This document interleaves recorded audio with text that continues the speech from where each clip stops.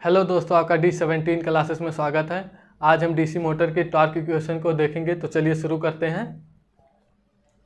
आपको पता है जो डीसी मोटर होता है उसमें क्या हम इनपुट में इलेक्ट्रिकल सप्लाई देते हैं और आउटपुट में हमें मैकेनिकल एनर्जी प्राप्त होती है। ठीक है, तो आपका ये मान लीजिए हमें क्या टॉर्क इक्वेशन निकालना है डीसी मोटर के लिए। ठीक है, ये आपका क्या है, ओके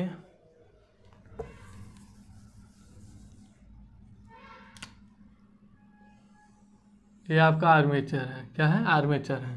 ठीक है, अगर इसके रोटेशन की दिशा ये है, लिखे हम क्या,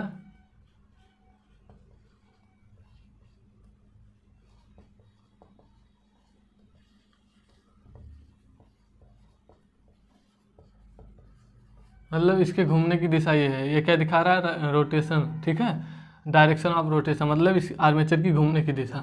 और इसका अगर मान ली रेडियस मतलब त्रिज्या आर है, आर मीटर में। ठीक है, तथा इस पर फोर्स जो लग रहा है एफ। ठीक है, ठीक है, न्यूटन में। ठीक है, आपको क्या पता है, जब हम डीसी मोटर को इनपुट में इलेक्ट्रिकल सप्लाई देते हैं तो जब आर्मेचर कुंडलियों में धारा प्रवाहित होती है तो आर्मेचर कुंडली जो मैग्नेटिक फील्ड में उपस्थित होने के कारण आर्मेचर पे क्या टॉर्क उत्पन्न होता है, जिसके कारण हमारा आर्मेचर घूमने लगता है। आपको पता होगा जो हमारा टॉर्क है वो रोटेटिंग मोशन पे लगेगा, ना कि लीनियर मोशन पे। ठीक है, देखिए जो हमारा टॉर्क होता है वह कहाँ उत्पन्न होता है? रोटेटिंग मोशन पे। ठीक है, तो यहाँ से लिखते हैं आगे आर्मेचर का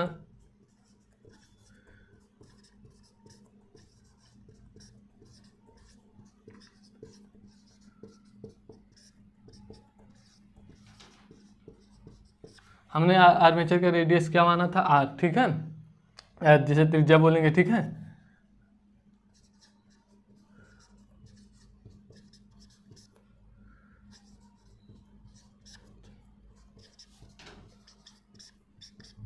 आर्मेचर की चाल क्या हो गया? एन आपका, मतलब इसकी गति आर्मेचर। ठीक है, क्या होगा? रोटेशन पर मिनट।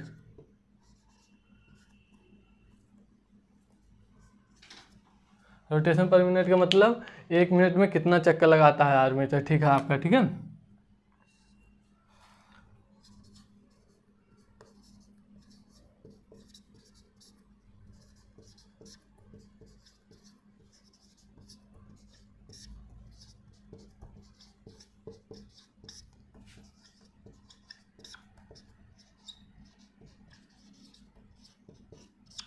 मतलब आपका टाउ ए,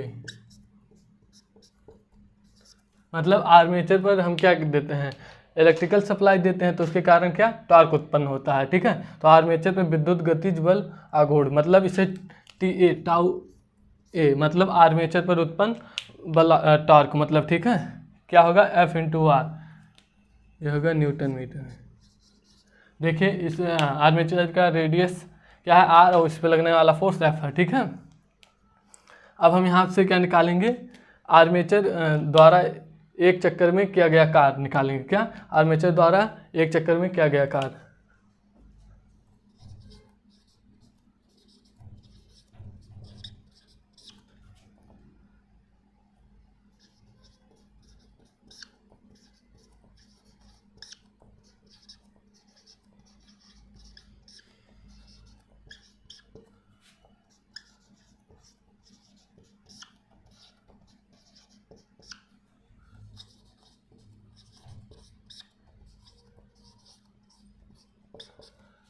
आर्मेचर द्वारा एक चक्कर में किया गया कार्य से DW से। ठीक है, तो अगर आपको पता है वर्क बराबर क्या होता है? F इंटू एस, मतलब बल इंटू मतलब गुणे दूरी। ठीक है, तो हमारा आर्मेचर द्वारा एक चक्कर में किया गया कार्य क्या होगा? बल गुणे चली गई दूरी।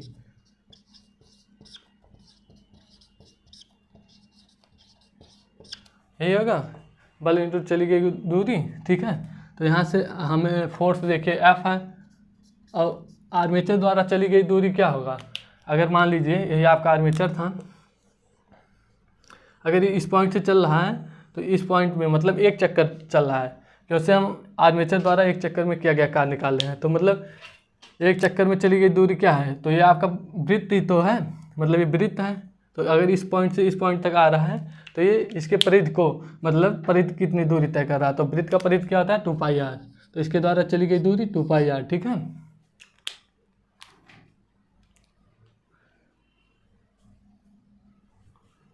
चलिए आगे देखते हैं।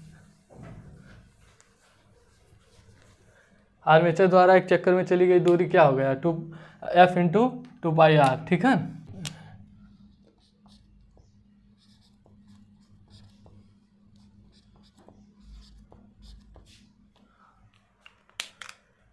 ये आपका समीकरण 1 है,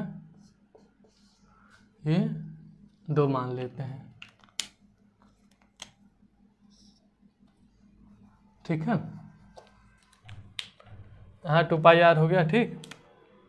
आगे चलिए, हमें क्या पता चल गया, आर्मेचर द्वारा एक चक्कर में किया गया कार्य, ठीक है।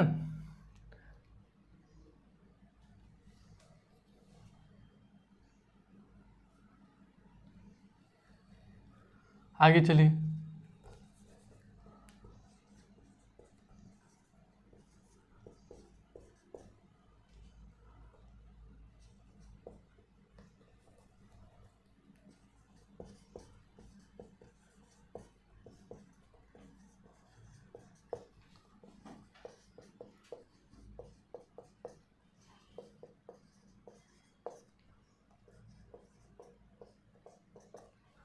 आर्मेचर के एक चक्कर में लगा समय, मतलब आर्मेचर जब अपना एक चक्कर पूरा करता है तो उसके द्वारा कितना समय लग रहा है, क्या हो जाएगा 60/n।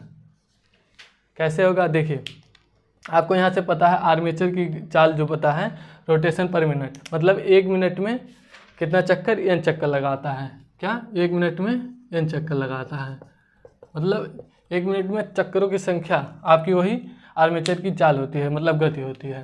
तो 1 मिनट में कितना चक्कर लगा रहा है आपका n, तो इसे लिख सकते हैं 60 सेकेंड में n चक्कर लगा रहा है। अगर मैं ये कहूँ कि 1 सेकेंड में कितना चक्कर लगा रहा है, तो n/60 हो जाएगा। लेकिन हमें यहाँ ये नहीं निकालना है, हमें क्या निकालना है, आर्मेचर के एक चक्कर में लगा समय, मतलब जब आर्मेचर अपना एक चक्कर पूरा करता है तो उसके द्वारा लगा समय। तो हमारा ये हो जाएगा, यहाँ निकालना है हमें 1 सेकंड में चक्करों की संख्या नहीं निकालनी है, हमें निकालना है आर्मेचर के एक चक्कर में लगा समय। तो अगर 60 सेकंड में n चक्कर लगाता है तो एक चक्कर में लगा समय क्या हो जाएगा 60/n। तो यहाँ देखिए वही 60/n, ठीक है। आगे चलिए, आर्मेचर के एक चक्कर में लगा समय पता चल गया। अब देखेंगे आर्मेचर द्वारा 1 सेकंड में क्या क्या कार्य,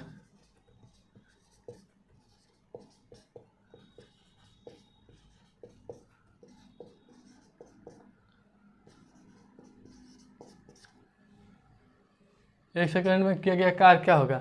देखिए आपको पता है आर्मेचर द्वारा एक चक्कर में किया गया कार्य, ठीक है, पता चल गया है। और आर्मेचर के एक चक्कर में लगा समय, तो अगर हमें निकालना है आर्मेचर द्वारा 1 सेकंड में किया गया कार्य, तो क्या होगा dw/dt। तो यहाँ से मान पुट करिए इसका, इन दोनों का, देखिए तो आपका क्या हो जाएगा 2πfr/60/n। इसे सॉल्व करिए, 2πfr/60, ठीक है। तो ये आपका आर्मेचर द्वारा 1 सेकंड में किया गया कार्य हो जाएगा, ठीक है। अब यहाँ से देखिए समीकरण 1 से, क्या हमारा समीकरण 1 से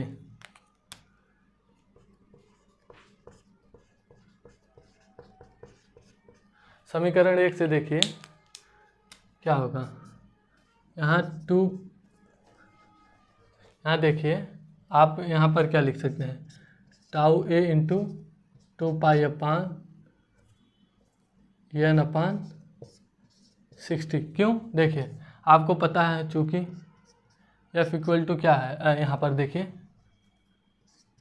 टाउ ए इक्वल टू क्या है, एफ इंटू आर, क्या है, एफ इंटू आर। तो यहाँ पर देखिए हमने एफ इंटू आर की जगह क्या लिख दिया है, टाउ ए, देखिए समीकरण 1 से, ठीक है। तो आपका ये क्या है, आपका ये आर्मेचर द्वारा आर्मेचर पर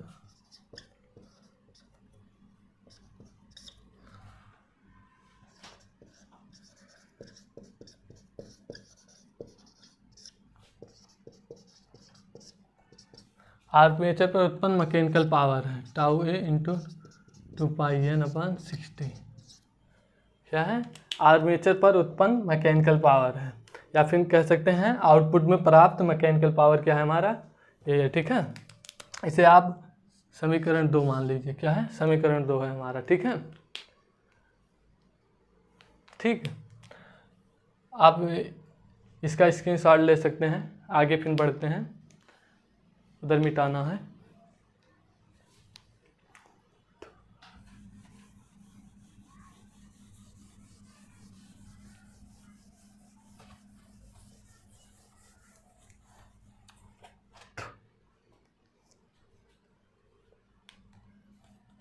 हमें क्या पता चल गया है, आर्मेचर पर उत्पन्न मैकेनिकल पावर, ठीक है।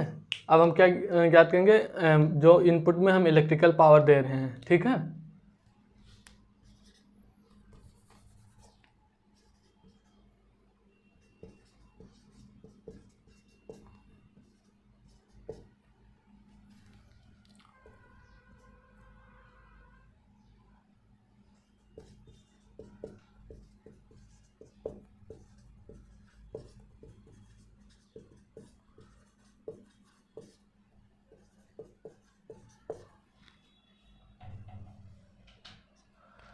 आर्मेचर पर दिया गया इलेक्ट्रिकल पावर, या लिख सकते हैं यहाँ पर आर्मेचर पर इनपुट में दिया गया इलेक्ट्रिकल पावर, ठीक है।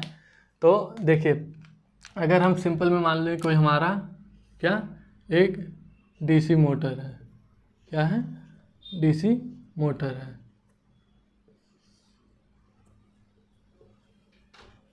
क्या है, डीसी मोटर है।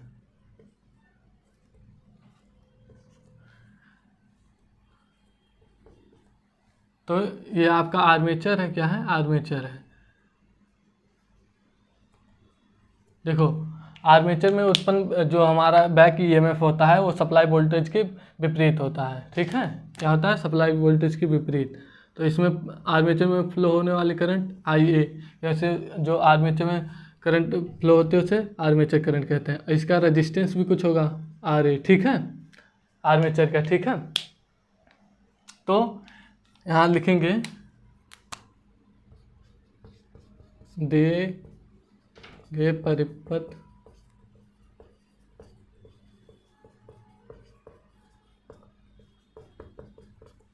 आर्मेचर पर दिया गया इलेक्ट्रिकल पावर क्या होगा हमारा, दिए गए परिपथ आरेख से देखिए हम क्या दे रहे हैं, इनपुट में सप्लाई दे रहे हैं, ठीक है, इलेक्ट्रिकल सप्लाई देते हैं, और फिर आउटपुट में हमें क्या, आउटपुट में हमें मैकेनिकल एनर्जी मिलती है, ठीक है।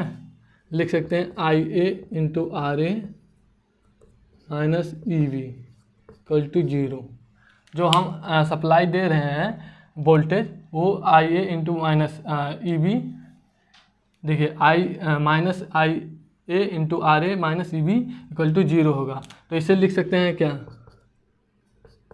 IA into RA plus EV, ठीक है, इस पक्ष में भेजने के बाद, ठीक है। मतलब जो सप्लाई वोल्टेज है वो IA into RA plus EV के बराबर है, ठीक है। ये कैसे होता है, जब आगे हम और पढ़ेंगे मोटर की क्लासिफिकेशन को तब वहाँ पर देखेंगे, ठीक है। तो यहाँ तक हो गया, ठीक है। तो हम लिखेंगे आगे क्या,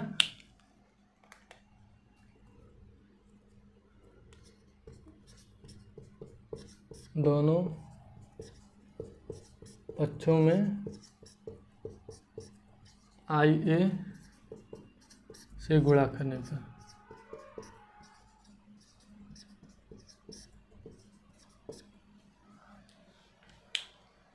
क्या करेंगे, हम दोनों पक्षों में IA से गुणा कर देंगे। तो गुणा करेंगे तो BIA equal to I A square into R A plus I A into E B हो जाएगा। यही तो होगा आपका, ठीक है। तो यहाँ पर देखिए ये आई ए स्क्वायर इंटू आर ए क्या मतलब हीट के रूप में क्या पावर लॉस हो रहा है, क्या हीट के रूप में पावर लॉस हो रहा है हमारा। क्या यहाँ से लिख सकते हैं हम, जो हमारा आई ए स्क्वायर इंटू आर ए है वो क्या हो रहा है, हीट के रूप में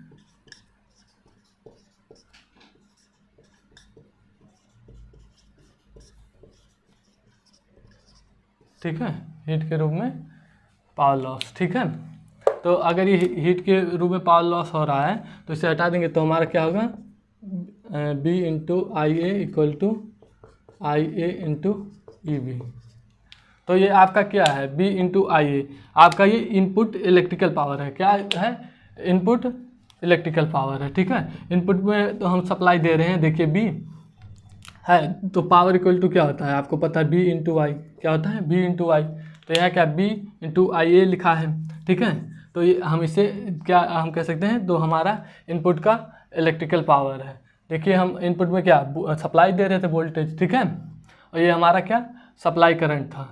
यहाँ पर देखिए आपका जो सप्लाई करंट और आर्मेचर करंट है वो मतलब सीरीज में है, तो यहाँ आप आई भी लिख सकते हैं, ठीक है। तो ये हमारा क्या है, ये हमारा इनपुट का इलेक्ट्रिकल पावर है, ठीक है। तो हम लिख सकते हैं, इसे लिख सकते हैं इनपुट इलेक्ट्रिकल पावर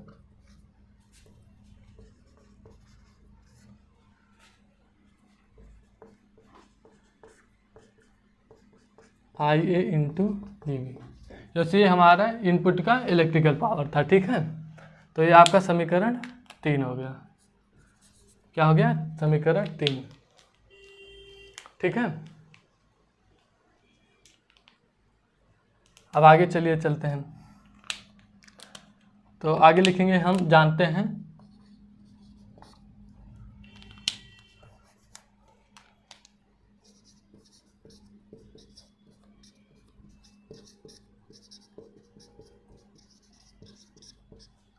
कि अगर आइडियल के केस में हम देखें तो हमारा जो इनपुट इलेक्ट्रिकल पावर है वह आउटपुट मैकेनिकल पावर के बराबर होगा। क्या हम जानते हैं कि आइडियल के केस में जो हमारा इनपुट इलेक्ट्रिकल पावर है आउटपुट मैकेनिकल पावर के बराबर होगा। तो हम लिख सकते हैं इनपुट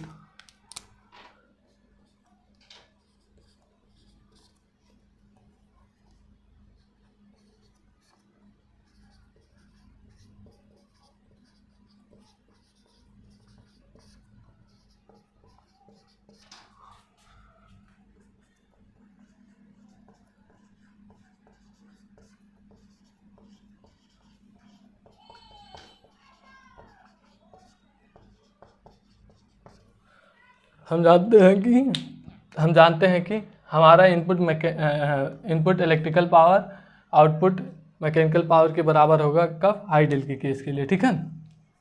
तो यहाँ से हमें पता चल गया। फिर हम यहाँ लिखेंगे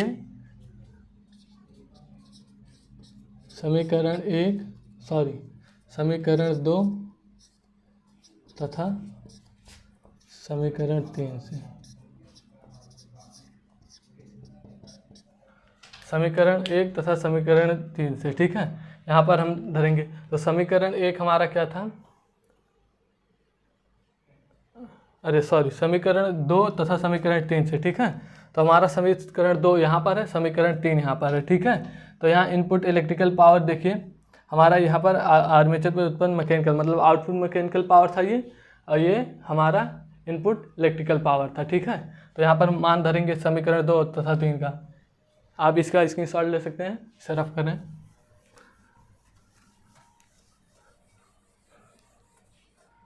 ये समीकरण रहने दे रहे हैं, ठीक है।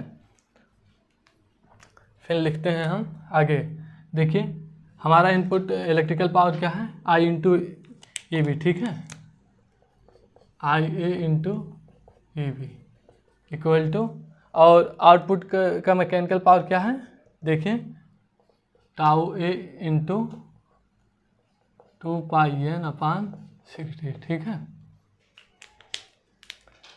आप यहाँ पर देखिए हमें क्या निकालना है, टाउ ए, मतलब हमें आर्मेचर पर उत्पन्न बल आघूर्ण निकालना है, मतलब टॉर्क निकालना है। तो इस पक्ष को इधर कर दीजिए, इस पक्ष को इधर, ठीक है। तो टाउ ए इंटू 2πn/60 लिख सकते हैं इसे, आई ए इंटू ई बी लिख सकते हैं। आपको पता होगा डीसी मशीन के ईएमएफ इक्वेशन से, मतलब जो हमारा मोटर के लिए ई बी बराबर क्या होता है, ईएमएफ इक्वेशन से फाई जेड पी n/60 है, ठीक है, यही तो होता है। तो यहाँ पर ई बी का मान धर दीजिए, तो लिख सकते हैं आगे, ठीक है। जो टाउ ए इंटू 2πn/60 है, आई ए इंटू, यहाँ पर हम मान रखेंगे तो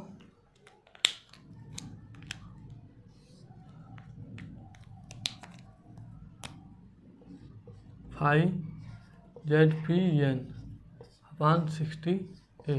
देखिए यहाँ पर n से n कैंसिल और 60 से 60, ठीक है। तो यहाँ पर टाउ बराबर क्या लिख सकते हैं, टाउ ए, देखिए आपका यहाँ पर five N P, sorry N नहीं, जेड p/2π इंटू आई ए/ए, यही तो होगा। तो आपका यही क्या है,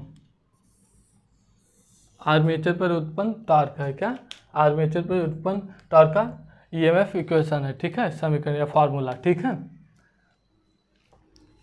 अगर हम कहें कि देखिए, अगर आप किसी मशीन को, जैसे कोई डीसी जनरेटर हो या डीसी मोटर है, आप अगर एक बार उससे बना देते हैं, मतलब उसका डिज़ाइन कर देते हैं, तो उसमें हमारा क्या क्या कांस्टेंट रहेगा, मतलब क्या क्या हम उसे क्या क्या चेंज नहीं कर सकते।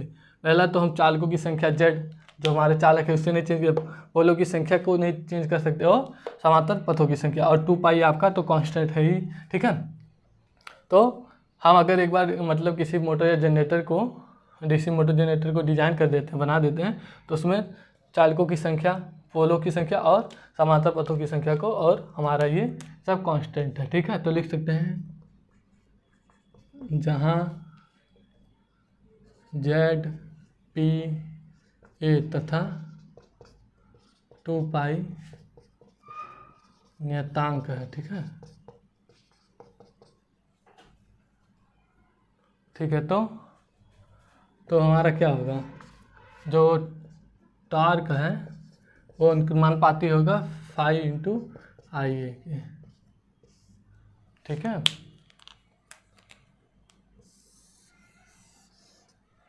तो हमारा जो आर्मेचर पर उत्पन्न टॉर्क है वो फ्लक्स इंटू आर्मेचर करंट के अनुमानुपाती है, ठीक है।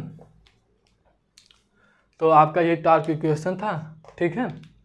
तो आज की इस क्लास को हम यहीं पर समाप्त करते हैं, मिलते हैं अगले लेक्चर में।